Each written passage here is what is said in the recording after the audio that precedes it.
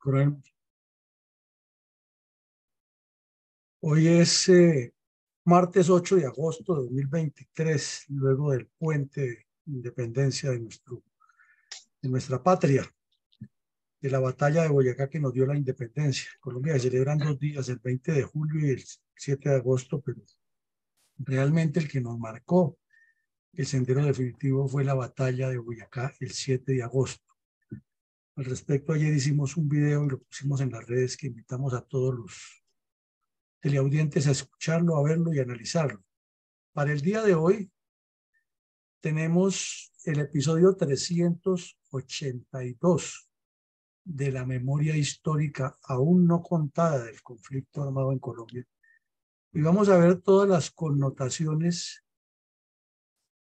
y generalidades que se presentaron alrededor de un sangriento combate que se escenificó en la zona rural del municipio de Puerto Rico, Caquetá, ente territorial del que hemos venido hablando seguido en los últimos días, porque es muy larga la tragedia de la violencia que ha padecido esta región del país.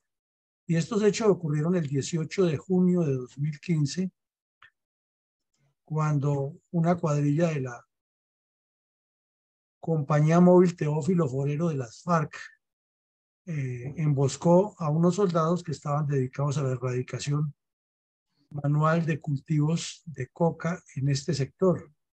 En el sangriento combate quedaron 2 soldados muertos y 3 heridos. Pero lo que queremos analizar aquí es todo el contexto de los hechos anteriores y posteriores para que evidenciemos que detrás de la violencia en Colombia hay una cantidad de sucesos y de hechos que ameritan nuestra reflexión y nuestro análisis. Adelante, mi coronel. Mi coronel, hoy martes 8 de agosto del 2023 presentamos la emisión 383 del Programa Diario Institucional de Reconstrucción de la Memoria Histórica no contada del conflicto armado en Colombia, donde se rememora el complejo fenómeno de violencias multiformes sucedido en distintas partes del país, mediante acciones subversivas simultáneas cometidas por los cabecillas de las cuadrillas comunistas en alianza con carteles de narcotraficantes con mira a la implantación de un criminal esquema de violencias sistemáticas contra el pueblo colombiano, con la complicidad de los promotores del comunismo internacional, tanto armado como el desarmado, y desde afuera como desde adentro del país. En este caso, los hechos que concluyeron en el sangriento combate entre las tropas de la Sexta División del Ejército y narcoterroristas de la cuadrilla Teófilo Forero de las FARC en el área rural del municipio de Puerto Rico, Caquetá, en junio del 2015. Por ello, la Fundación inicia su programa diario rindiendo homenaje a la memoria de las víctimas del narcoterrorismo comunista en Colombia. Mi coronel, por favor, hagamos este reconocimiento.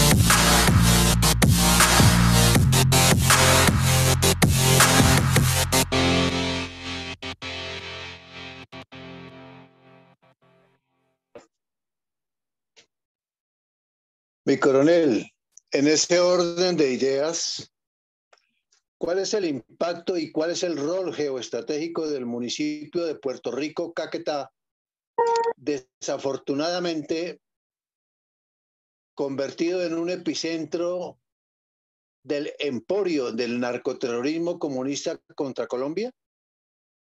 Bueno, mi coronel, muchas gracias. Sí, el municipio, como lo hemos venido evaluando y analizando en las últimas 2 semanas con hechos del Caquetá, todos relacionados con esta violencia narcoterrorista del comunismo armado y desarmado contra los colombianos, tiene por su ubicación geográfica, por su historia de colonización, por su desarrollo irregular no planeado y por su desgracia de estar en un sitio tan importante para la proyección estratégica de las guerrillas, todo un historial que se debe analizar, compendiar, multiplicar y evaluar permanentemente.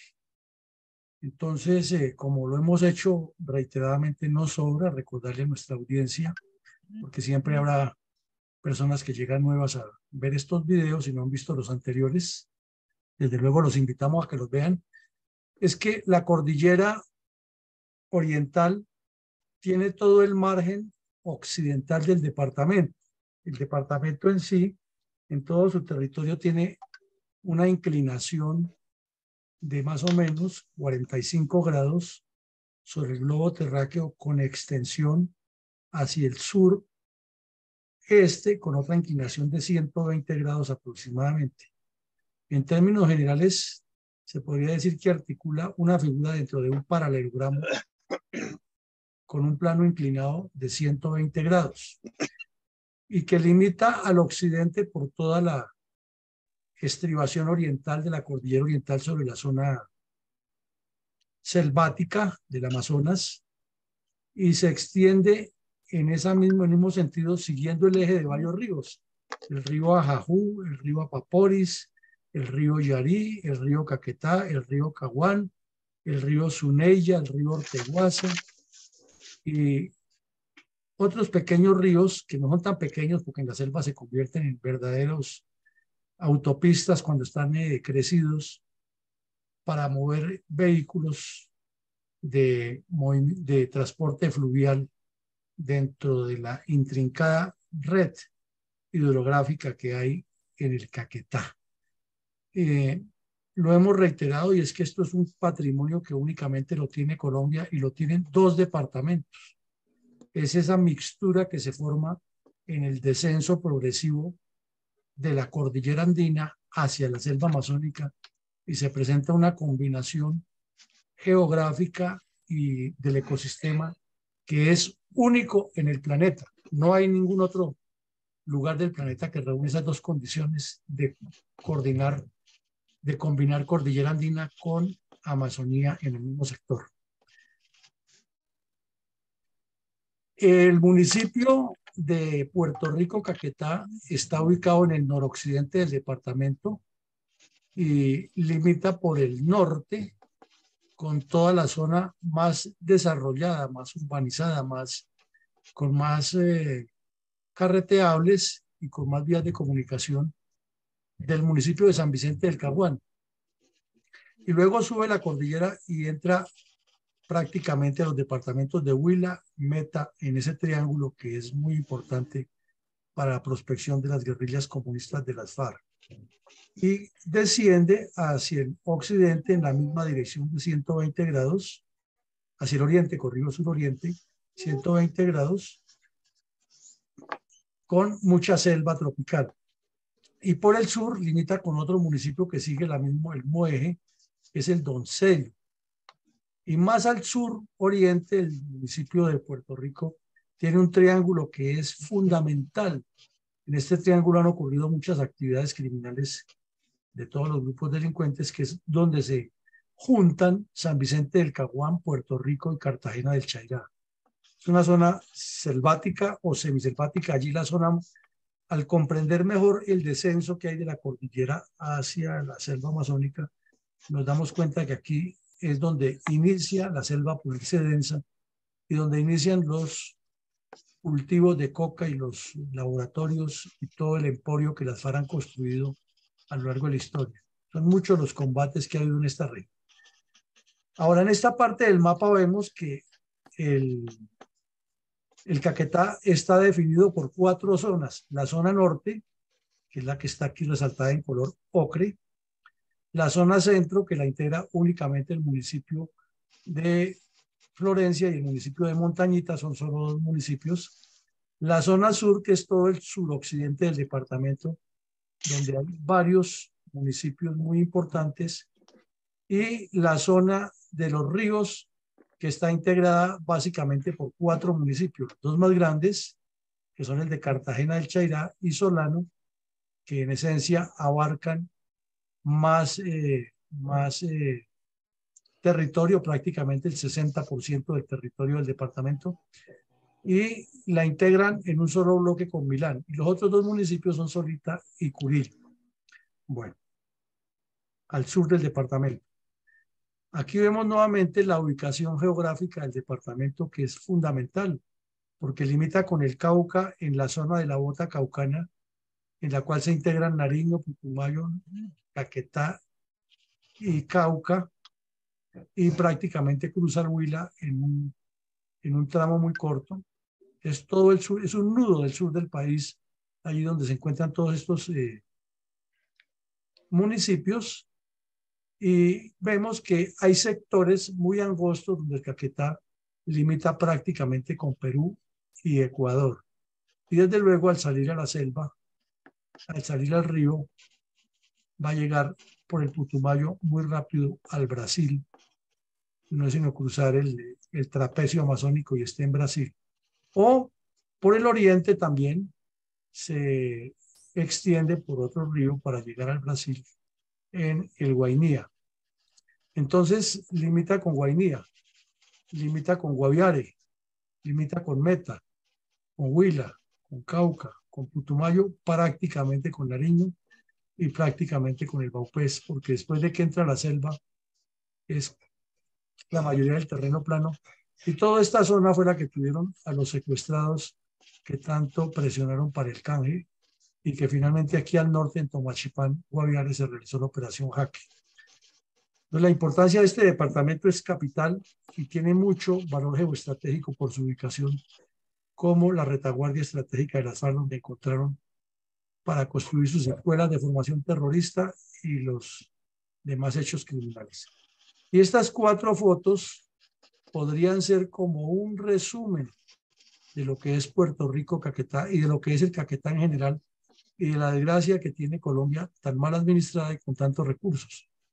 Por un lado, una belleza natural sin explotar, donde muy pocas personas pueden hacer lo que está haciendo esta señora ahí, de ir a disfrutar de los baños o de los balnearios naturales que hay a granel en la zona.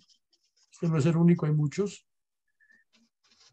La demostración de que estamos todavía en el tercer mundo, y parece una foto tomada en un país del África, con un caballito, un animal, un vehículo de tracción animal cargando los bidones para llevar la gasolina en un buque, en una embarcación hacia la región, y por qué no parte de lo que mueven los narcotraficantes para cultivar. Entonces, estas personas viviendo todavía con vehículos de tracción animal como si estuviéramos en la época del siglo XVI o XVII, cuando inició la colonia en Colombia a ser fuerte en esas regiones. Y aquí vemos la eterna tragedia del campesinado colombiano. Esto lo llaman ellos los cables, así le dicen, un cable. Y son unos puentes de circunstancia que se construyeron cuando existía el sistema de caminos vecinales, que se integraba con la construcción de puentes de circunstancia. Pero es que eso, como todo lo que se haga, hay que hacerle mantenimiento. Y aquí vemos una de las tantas tragedias que ocurren, porque como ya sabemos, el municipio de Puerto Rico desciende de la montaña y va entrando a la selva, y pues en la parte de montaña hay gargantas del terreno, hay ríos, quebradas que se crecen, y pues para poderlos cruzar se necesitan estos ríos. Esto por lo general han sido construidos por la misma comunidad. Generalmente, claro, el Estado les ha dado algunos apoyos, pero Si no se le hace mantenimiento, eso se va descomponiendo y ahí vemos los resultados. Entonces, es como una radiografía de lo que nos pasa. Y finalmente, uno de los tantos ataques terroristas de las FARC contra Puerto Rico. Entonces, las personas medianamente informadas más o menos identifican esa zona por estas características. Y los pésimamente informados que no se preocupan, no saben ni dónde, no es dicho, les preguntan que Puerto Rico y mismo dice que sí es la zona de la salsa. No tienen la menor idea de que existe un municipio de estos en Colombia. Y los políticos se acuerdan de ellos solo para ir a hacer politiquería. Adelante, mi coronel. Mi coronel, ¿quiénes son los responsables intelectuales y materiales de los hechos y los cabecillas de la sanguinaria cuadrilla Teófilo Forero? Mi coronel, aquí pues dijéramos que los dos principales cabecillas eran este par de criminales, Joaquín Gómez y el Paisa. El uno ya murió y el otro vive en La Guajira a cuerpo de rey, protegido por el Estado y con un prontuario que le daría la vuelta a todo el departamento de La Guajira, colocando cada metro una de sus acciones criminales. Pero desde luego ahí hay una responsabilidad política grande que es la del señor Santos, porque estamos hablando de que los hechos que nos vamos a referir hoy ocurren en 2015, cuando ya llevaban 3 años hablando en Cuba, los delegados de Santos con estos criminales, y ellos se han inventado una tregua, una supuesta tregua, y al hacer la ruptura de su supuesta tregua cometieron una cantidad de barbaridades, y el señor Santos lo único que se limitaba a decir era: yo tengo la llave de la paz, las FARC iban por buen camino, les recomiendo que se reorienten, o si no tomo acciones me pongo bravo, los miro feo. Y al mismo tiempo le decía a los colombianos en televisión, horario AAA: señora, usted mandaría a un hijo a que fuera a la guerra, al mismo tiempo aprovechar el 20 de julio para hacer un show de payasos, dándole besos al hijo en una ceremonia militar y disfrazándolo de soldado. Al mismo tiempo viajaba por todo el planeta a decirle a los israelíes que él les tenía la fórmula de cómo resolver el problema con los palestinos. Al mismo tiempo fue al Parlamento inglés y les dijo que antes Colombia le aprendía de manejo económico a los ingleses, ahora que les enseñaba. También pasó por la OCDE y logró que le dieran la membresía a Colombia y nos metió entre los países del primer mundo a pagar una membresía que, además de pagar esa membresía, ¿qué más podemos hacer ahí? Y la lista sigue de sus acciones cantinflescas, mientras estos bandidos de las FARC cometían todo ese tipo de barbaridades. Adelante, mi coronel. Mi coronel, ¿cuáles son los antecedentes de la naturaleza táctica o estratégica que podremos extraer de los archivos históricos que sean relacionados con la operación militar que culminó con el sangriento combate entre tropas de la 6ª División del Ejército y narcoterroristas de la cuadrilla Teófilo Forero de las FARC en el área rural del municipio de Puerto Rico, Caquetá, en junio de 2015? Bueno, mi coronel, aquí hay una serie de antecedentes que nos indican que los hechos no ocurren porque sí, sino que son sumatoria de sucesos, respuestas, a veces agresivas, a veces retaliatorias, a veces tratando de anticiparse. Pero es una guerra, que es otro de los aspectos que Colombia no se ha querido reconocer. Y entonces hay sectores que dicen que no hemos estado en guerra, que lo que ha habido es una agresión terrorista. Es que el terrorismo es una guerra. La doctrina que se ha estudiado en los ejércitos en el mundo de guerra revolucionaria la califica como una guerra.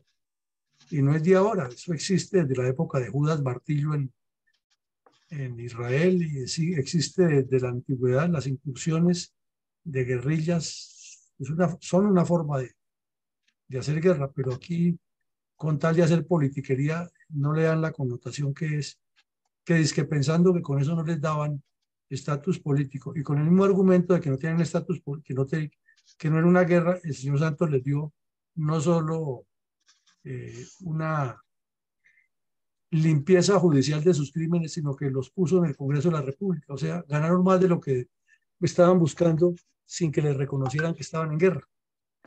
Entonces, hecha esa precisión, vemos que antes de estos hechos ocurrieron muchas bajas de cabecilla, y son muchas porque aquí hemos visto ya varios eventos en los que cayeron varios terroristas, no solamente los principales cabecillas del secretariado, sino a nivel cuadrilla. El viernes pasado veíamos el de uno muy importante en Santander, y todo eso es reacción a nivel nacional.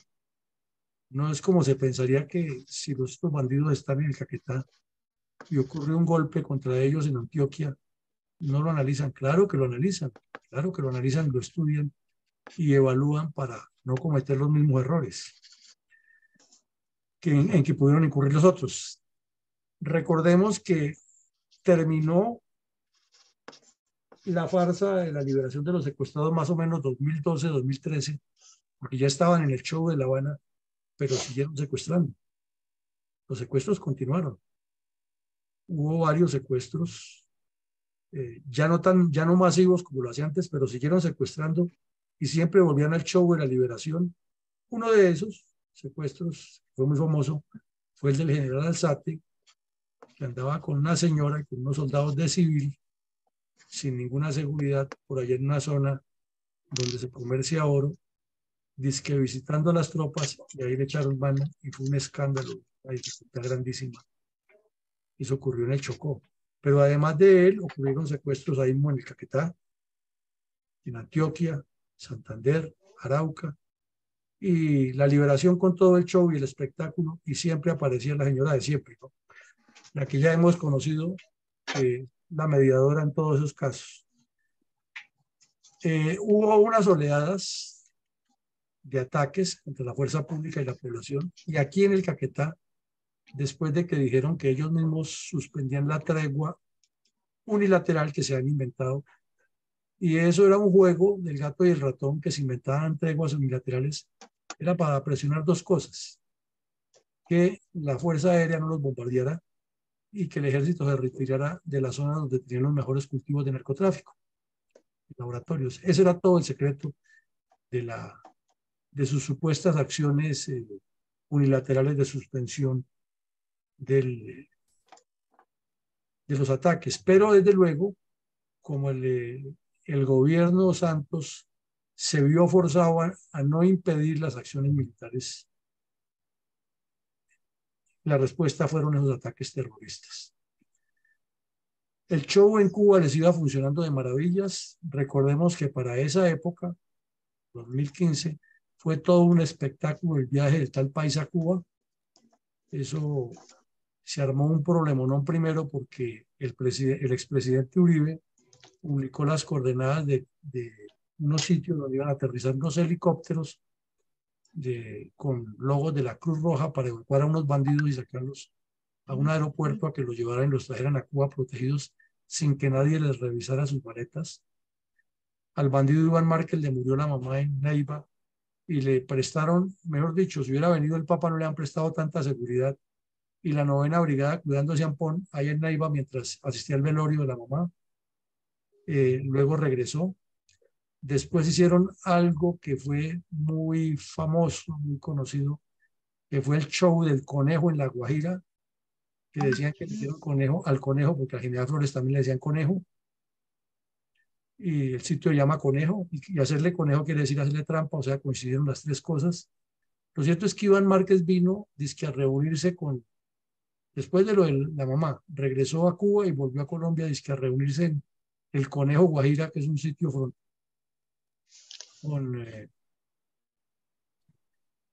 unos bandidos de esos para, entre comillas, socializarle lo que estaba pasando. Y la socialización consistió en que vino al Conejo, se perdió, nadie supo dónde estuvo, fue a Venezuela, claro, estuvo varios días hablando con Maduro y con los bandidos del cartel de los Soles, y regresó con una maleta de dólares en un avión de la Cruz Roja para Cuba. Dicen que hasta lingotes de oro llevaba ahí, pero no pasaba nada, absolutamente nada. Ese era el show de Cuba. Y la holandesa Tania Niemeyer, como habla varios idiomas, paseándose con todos los periodistas internacionales. Los bandidos montaron allá una emisora paralela y un canal de televisión, y todos los días sacaban un comunicado. El Humberto de la Calle regañaba al general Mora y lo mandaba a callar, y él era el que hablaba. Bueno, el show fue completo. Estaba en pleno desarrollo el plan Renacer de las FARC, consistente en no hacer enfrentamiento directo, sino por medio de guerrillas y de trampas. Hay un micrófono abierto, mi coronel, que nos tiene hace rato con ruidos. Bueno, teníamos también que se dio un paso largo hacia la legitimación del narcotráfico, porque desde el primer punto que se habló en La Habana, que era el tema agrario, lo que más insistió no tanto fue en el desarrollo agropecuario del país, el proceso agroindustrial, sino era el enfoque en la expropiación de tierras, en lo cual el señor Petro está empeñado. Ayer en su discurso mentiroso habló otras cosas al celebrar el primer año, pero era la expropiación de tierras, que es lo que le interesa a los bandidos de las FARC y a los comunistas, pero no cualquier tierra, sino las mejores tierras para convertirlas en feudos comunistas. Y la legitimación del narcotráfico, nada de erradicación ni manual, ni de aspersión, ni nada, sino que es que hay que negociar con las comunidades. Y entonces se incrementó un plan que era el de la sustitución de cultivos, y entonces los bandidos se inventaron una mejor. Yo entrego una hectárea, el gobierno financia de un lado, le llega la plata, de ahí tienen que abrir una parte a las FARC, pero las FARC les autorizan ir a abrir una chagra más al fondo, y entonces cuando van y abren esa chagra vuelven y regresan, que ya tenemos otra, entonces que aquí la vamos a entregar, y otra vez plata para ellos, mientras el cultivo grande sigue a otro lado. Un show bien montado.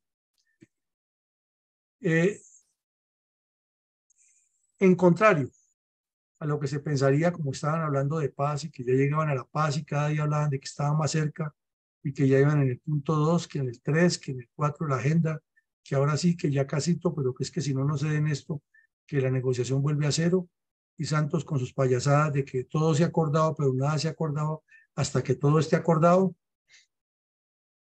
Lo cierto es que incrementaron el reclutamiento, sobre todo de niñas, 14, 15 años, por montones. Y hay algo curioso, que al año y medio de esto, supuestamente se desmovilizaron y jamás entregaron o devolvieron un solo menor. El cuento de estos bandidos era que tenía que permanecer con ellos en las zonas de tolerancia que les dio el gobierno hasta que crecieran y cada uno tomara su decisión, porque ellos eran muy responsables, ya que ellos los han recibido siendo menores de edad, entonces se comprometían a devolverlos a la vida normal cuando ya fueran mayores de edad. O sea, para que siguieran en las famosas disidencias ya como experimentados, que reclutaran a más niños. Esa es la conclusión. Y hubo un aumento de propaganda internacional, fue muchísimo, no solamente era la holandesa, en Europa se movieron todos los hijos de los bandidos que viven allá, que fueron a estudiar por cuenta del narcotráfico, sindicatos, contactos internacionales, hablando de la paz. Hasta un gringo que estuvo secuestrado, que fue un secuestro entre comillas, porque terminó de amigo de ellos, viajaba de su yate particular desde Estados Unidos a Cuba cada rato a servirles de multiplicador. Comenzaron a salir ante los medios terroristas argentinos, venezolanos, panameños, franceses, holandeses, no solamente estaba Tania, sino ya otros, ecuatorianos, en fin, el show completo de propaganda internacional con las FARC. Entonces, esos serían unos grandes antecedentes de lo que estaba ocurriendo mientras en el Caguán mataban por ver caer.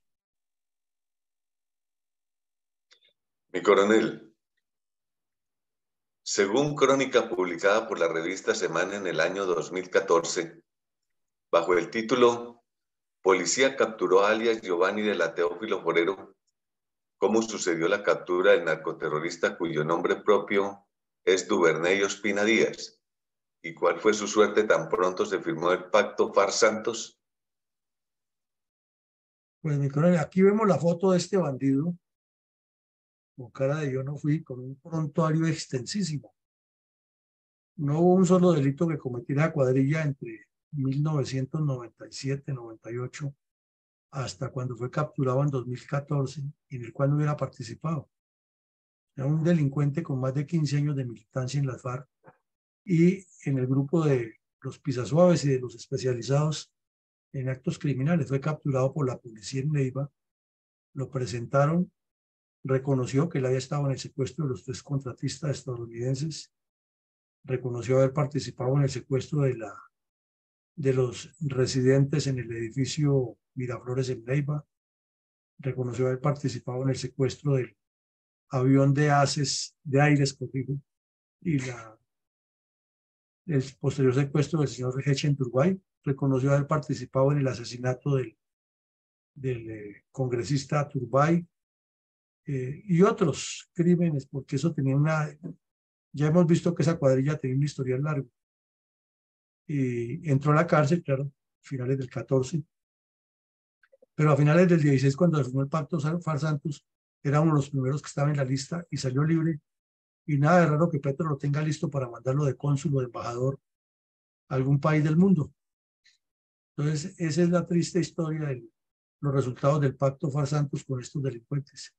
Pagó muy poco de cárcel y tampoco nos extrañaría que ahora tenga demandada a la nación porque fue que en el momento de la captura lo obligaron a decir cosas que no eran ciertas.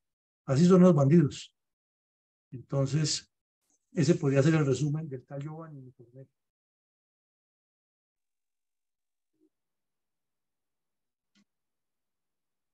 Mi coronel, ¿cómo relataron los medios de comunicación la captura del narcoterrorista Carlos Andrés Bustos, alias Richard, cabecilla de una de las estructuras de la cuadrilla Teófilo Forero de las FARC en Algeciras, Huila, a comienzos de 2015?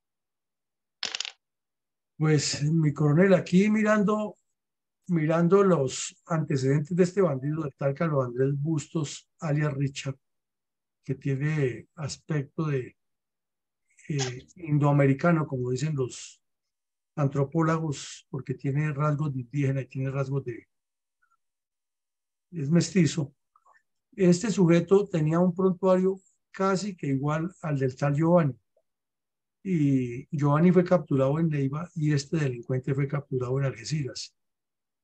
Este ya tenía mucho más nivel de jerarquía dentro de la cuadrilla. A este ya le han asignado la responsabilidad del crecimiento de la cuadrilla Teófilo Forero en Algeciras. Recordemos que la semana pasada explicamos que esa cuadrilla primero inició como un pequeño grupo de fuerzas especiales disponible para tiro fijo, el Mono Hoy y el Gago Joaquín Gómez para cometer ciertos actos y participar de apoyo o de avanzada en algunas acciones. Pero luego se fueron multiplicando por los cursos que hacían en el monte de terroristas, de explosivistas, de expertos en acciones de comandos, y entonces ya abrieron zona en un sector donde históricamente las FARC han sido muy fuertes, que es el municipio de Algeciras en los límites de los dos departamentos, de Caquetá y Huila. Y allí este bandido tenía todo su emporio, pero le hicieron un trabajo de inteligencia a las fuerzas militares y la policía y el CTI y le cayeron de sorpresa y lo capturaron. También tenía, pues si este era cabecilla principal, ya de toda una comisión, tenía muchos más crímenes que el otro, que está Giovanni, y eso es mucho decir, ¿no? Entonces, este bandido fue capturado, judicializado. Este fue capturado 4 meses después de Giovanni, o sea que duró menos tiempo en la cárcel y en este momento podría estar de una UTL del Congreso y seguramente las fallas le pasaron la hoja de vida a Petro para que el nombre de secretario o de jefe de seguridad de Palacio, alguna actividad de esas de alto nivel, porque el bandido ya tendría esas connotaciones de acuerdo con la mentalidad del nuevo gobierno, del gobierno del cambio. Entonces, otro caso concreto que no se nombra en la Comisión de la Supuesta Verdad, de la realidad de cómo se engañó al país y cómo estos criminales con semejantes prontuarios pasaron de agache y el curita de Rulo lo único que se limita a decir es que el gobierno tenía la culpa de todo lo que pasó y estos delincuentes, como en la canción de los años 70, pávidos, návidos. Adelante, mi coronel. Mi coronel. coronel, ¿cómo, Gracias, Miguel. ¿Cómo relataron los medios de comunicación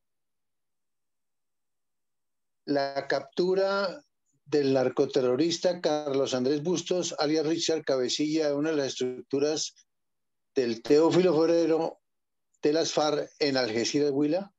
No, pues es el que acabamos de ver. ¿Y cómo relataron los medios de comunicación la desactivación de un carro bomba en la vía San Vicente del Caguán, Florencia, en el Caquetá, que iba a ser activado por los narcoterroristas de la cuadrilla Teófilo Forero contra los habitantes de la capital caqueteña con ocasión del aniversario 51 de las FARC? Pues ahí la foto lo dice todo. Estábamos hablando del 28 de mayo de 2015, cuando se cumplían 51 años de existencia del grupo narcoterrorista FARC, y en un trabajo de inteligencia se localizó este vehículo, fue inmovilizado y sacado de la vía con todo ese material que tenían adentro. Iban derechito para Neiva, para Florencia, venían desde San Vicente del Caguán, iban por la carretera principal, ahí se alcanza a ver la raya donde debía comenzar la verba de la vía, y la zona pavimentada, es la única carretera pavimentada del Caquetá, más o menos transitable, y llevaban ese vehículo con todas esas cargas explosivas para atacar a Florencia. Estaban en pleno proceso de paz, que el señor Santos miró para otro lado, simplemente dejó que las fuerzas militares publicaran el informe.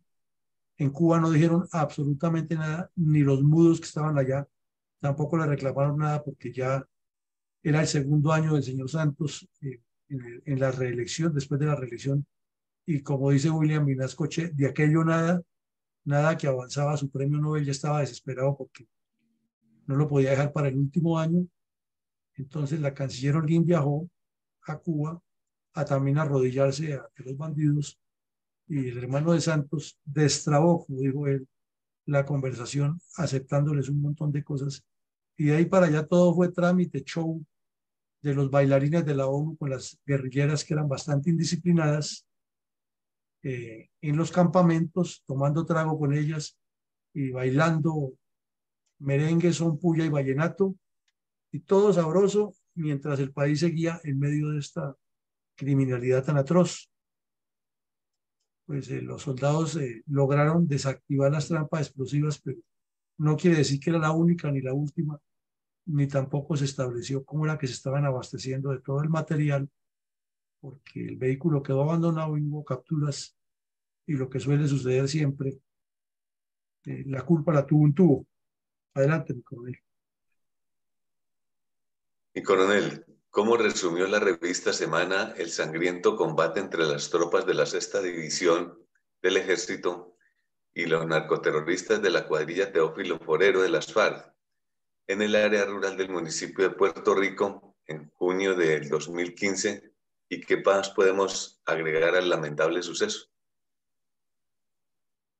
Pues mi coronel, que un solo muerto que haya producto de una acción terrorista debe ser un punto de reflexión, de comentario y de análisis por el Estado, y de acciones serias para judicializar a quienes lo cometen, porque es que es un funcionario público, es un funcionario de la nación que es asesinado en cumplimiento de su deber, y a los que hay que judicializar es a quienes cometen el crimen. Aquí vemos los titulares, la foto y el resumen son muy dicientes y son pruebas muy válidas, porque además tienen que estar respaldadas en expedientes judiciales y en informes operacionales de las fuerzas militares. 2 soldados más, 2 números más para muchos, pero 2 seres humanos más que fueron asesinados cobardemente por las FARC mientras estaban dedicados a la erradicación de los cultivos de coca en la zona rural de Puerto Rico, Caquetá. Se sobreentiende que con todos esos golpes que hemos visto atrás, los bandidos estaban desesperados por tomar venganza, y la tomaron contra estos soldados que estaban cumpliendo con su deber de servirle a Colombia por un mísero sueldo y exponiendo su vida, alejados de sus familias, defendiendo la soberanía nacional. Todos los bandidos de las FARC los emboscaron, asesinaron a 2, dejaron 3 heridos y ya pues los hechos posteriores los conocemos, que las tropas entran, que al recogerlos, que los bandidos le disparan a los helicópteros que vienen a evacuar los soldados heridos, que los llevan a un hospital, luego los evacúan a Bogotá, que quedan lisiados, que las familias comienzan ese drama de poder resolver la situación y todo continúa dentro de ese mecanismo, dentro de ese escenario incómodo que no parecería no tener solución y que parecería ser que es la constante en esa lucha de lo que hay entre el Estado y las guerrillas comunistas en esa zona del Caquetá. Mi coronel, trajo paz a los habitantes del municipio de Puerto Rico, Caquetá, la firma del pacto FARC-Santos. La respuesta categórica es no.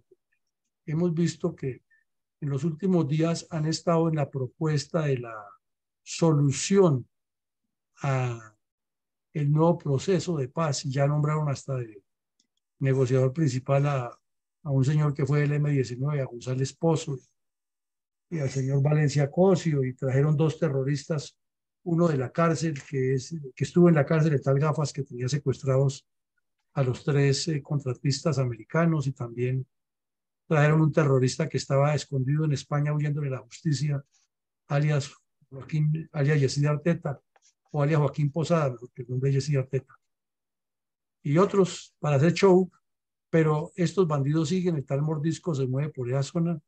Hemos visto cómo en el Caquetá y en el Putumayo matan por cantidades, asesinan y salen y reconocen que sí.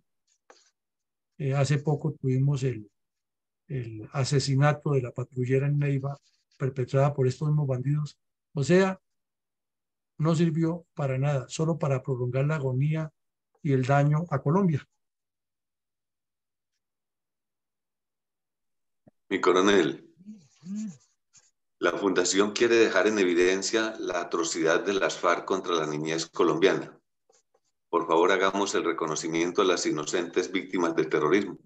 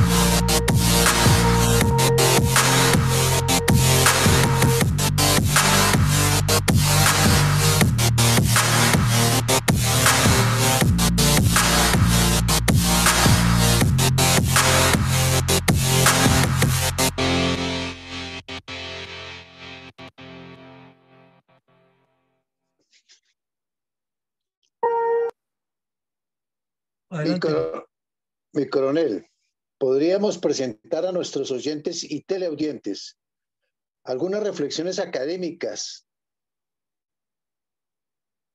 en el sangriento combate entre tropas de la Sexta División del Ejército y narcoterroristas de la cuadrilla Teófilo Forero de las FARC en área rural del municipio de Puerto Rico, Caquetá, en junio de 2015?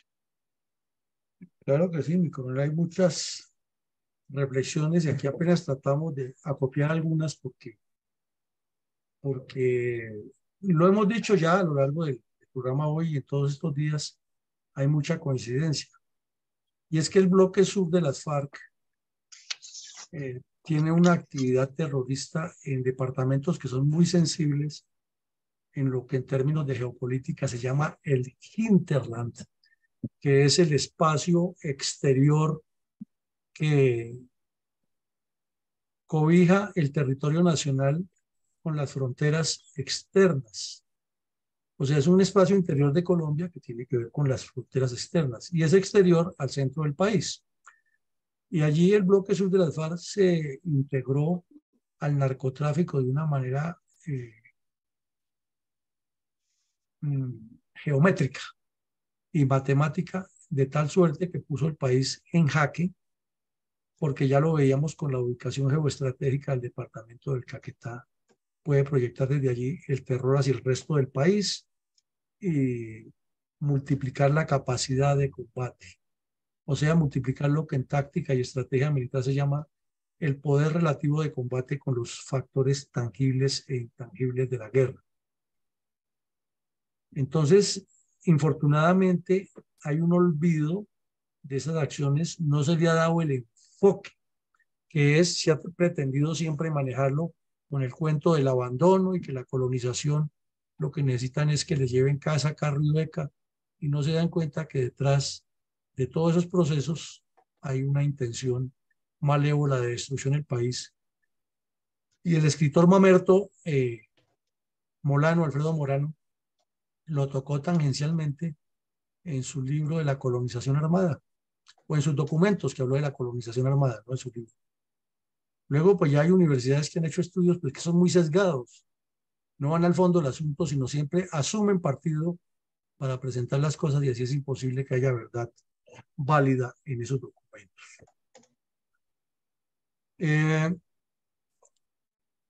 Si uno mira la ubicación estratégica del bloque oriental y del bloque sur de las FARC, sobre todo en el emporio narcotraficante, pues se abarcaría lo que se llamaría la Colombia del futuro o lo que se llamarían una parte de los territorios nacionales antiguos, como se le llamaba, o también de lo que se llamaría el hinterland de Colombia. Y es que si ustedes ven el mapa, Cauca, Putumayo, Guaviare, Caquetá, Meta, Amazonas y Guainía, todos estos departamentos constituyen parte de la Amazonía y parte de la Orinoquía colombiana. Y en estos dos sectores fue donde Tiro Fijo y el Partido Comunista establecieron la retaguardia estratégica para destruir a Colombia. Y eso ni por imaginación se menciona en el informe del señor de Rux. Entonces, por eso siempre cuestionamos cuál es la verdad que está contando el curita ahí. Se supone que él dice que su verdad la cuenta alrededor de las víctimas. Bueno, y las víctimas de esos sitios, ¿cómo es que están integradas a ese proyecto estratégico? Porque por un lado defienden que la guerrilla tenía una connotación política, porque tenía una organización, una ubicación geográfica y un mando responsable. Eso sí lo dice. Pero por el otro lado no reconocen que todos esos crímenes hacen parte precisamente de esa organización y de una estrategia sistemática. Entonces, ¿cómo es el juego ahí? ¿Cuál es la verdad que están contando? ¿Por qué ocultan esa realidad de que es un plan metodológico orientado a dañar a Colombia y asesinar a toda esa gente y cometer todos esos daños que hicieron allá y desarrollar todo ese emporio del crimen? Es un contrasentido que no se explica fácil. Lo mismo, sucede un terrorismo sistemático y sostenido antes del Pacto Farsantos y después del Pacto Farsantos. Y resulta que el informe se elabora después del Pacto Farsantos y ya viene esa segunda oleada de terrorismo. ¿Por qué no se menciona ahí?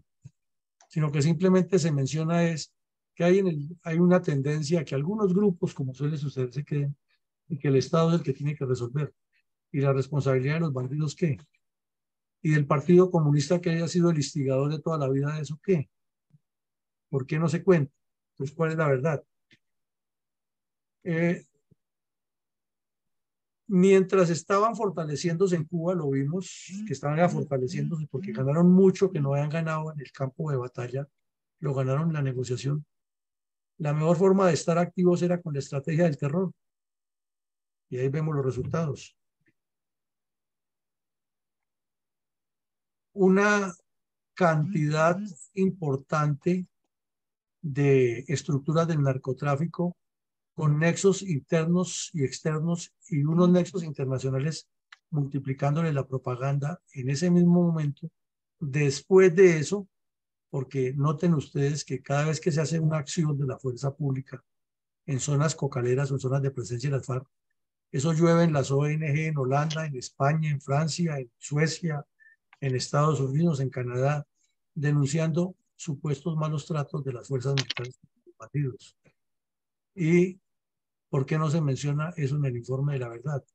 ¿Por qué no cuentan que tienen toda una estructura internacional que tampoco fue tocada en el informe de la, o en el show que hicieron en Cuba? Nunca se habló allá en Cuba de los nexos que tenían con Hugo Chávez, Rafael Correa, Lula da Silva, ni todas las organizaciones internacionales que tienen.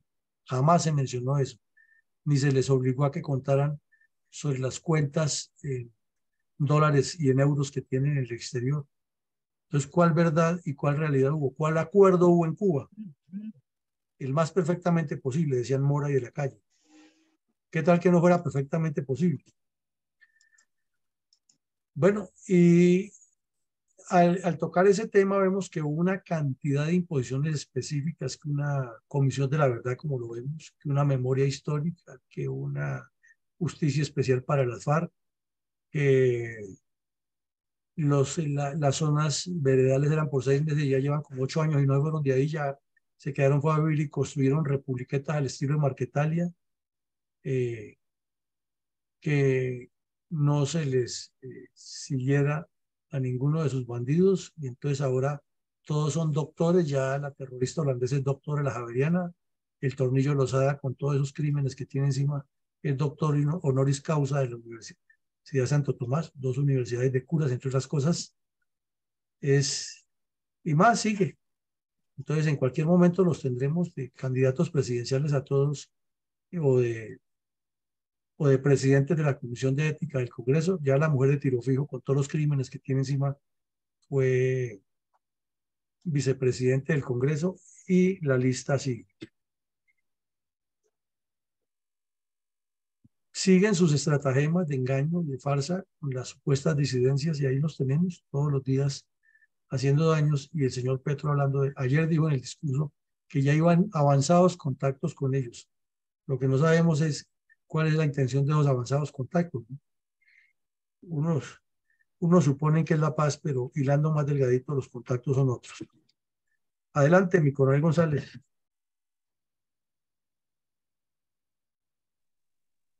Gracias, mi coronel.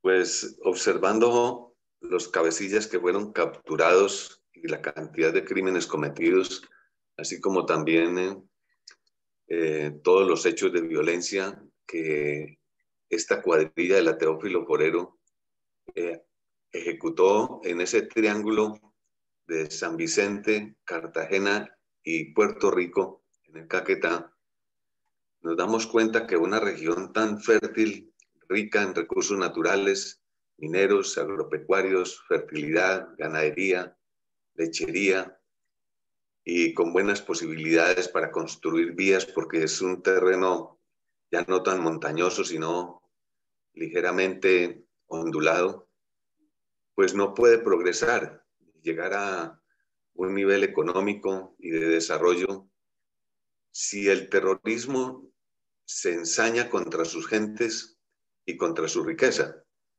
destruyendo puentes, carreteras, bienes públicos, secuestrando a los propietarios y a los comerciantes, destruyendo sus cosechas, y causando todo tipo de destrucción, supuesto de que están ayudando a la población, pero esa no es la forma de ayudar, sino que por el contrario antes la reducen a la miseria y al atraso. Una contradicción tan evidente que lógicamente ahuyenta la inversión y las posibilidades de desarrollo social.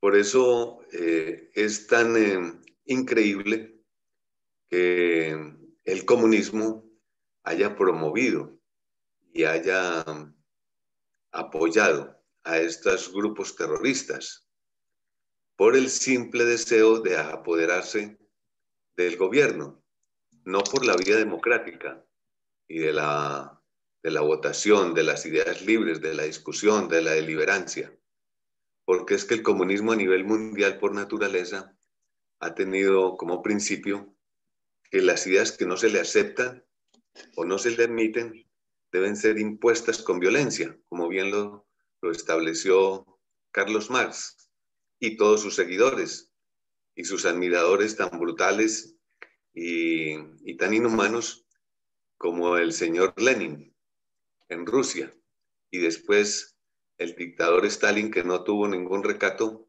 en crear millones de muertes en su propio pueblo para imponer esa ideología.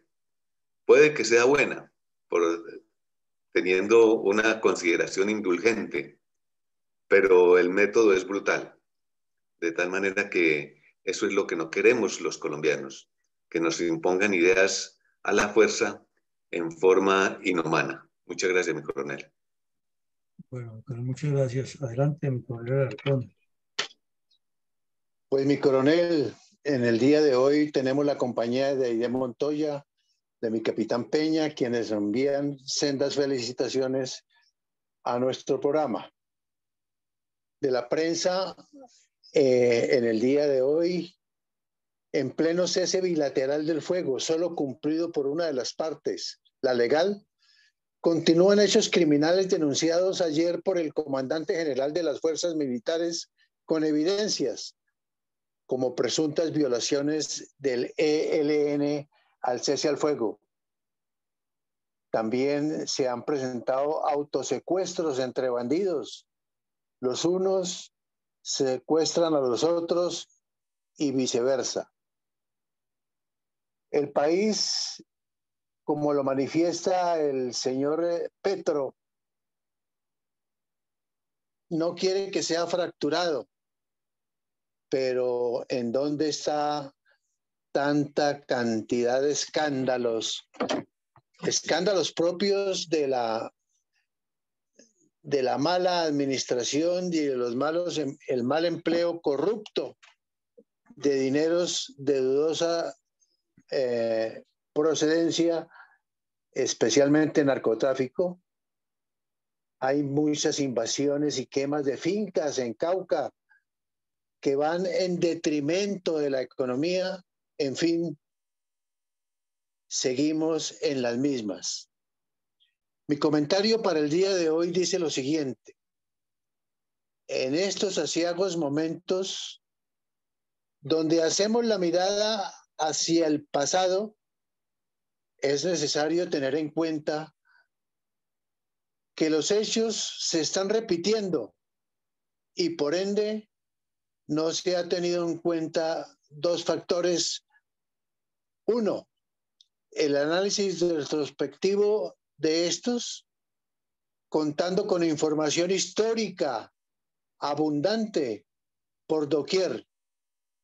Segundo, somos permisivos en el sentido de dejarnos engañar creyendo las mentiras que cada vez que aflora un problema salen como cortinas de humo tramando una legalidad ilegal o la condición de hermanitas de la caridad, vendiéndonos la idea de que su ilegalidad es garantía de legalidad al ser el pueblo quien elige y determina. Así las cosas, seguimos en las mismas. Hoy como ayer, el hecho de no contar con castigos ejemplares y bajo la complicidad de tribunales o falsas investigaciones concluyentes en verdades mentirosas, sesgadamente a favor de los criminales y narcoterroristas, caso como el de las FARC y prontamente el ELN, todo bajo el auspicio también de un correcto gobierno que involucra toda una familia rellena de escándalo, pero de aquello para lo cual se eligieron, nada de nada. La inseguridad desbordada y el narcoterrorismo haciendo de las suyas. ¿Será que vamos a seguir así? ¿Hasta dónde? ¿Hasta cuándo? ¿Por qué no consultamos y analizamos nuestra diciente programación para que no tengamos que revivir repetitivamente toda esta mano de 60 años de violencia sistemática de los grupos narcoterroristas como la FARC y el ELN? Cordial invitación para que consulten nuestra página web, para que sigamos aceptando esa repetitiva cruce de repetición, porque lo que vivimos hace unos años lo estamos volviendo a vivir, y eso no es justo ni para las juventudes próximas, ni para las venideras, ni para nosotros mismos. Muchas gracias, mi coronel. Bueno, muy amable, mi coronel, muchas gracias. Mi coronel Saldaña, buenos días.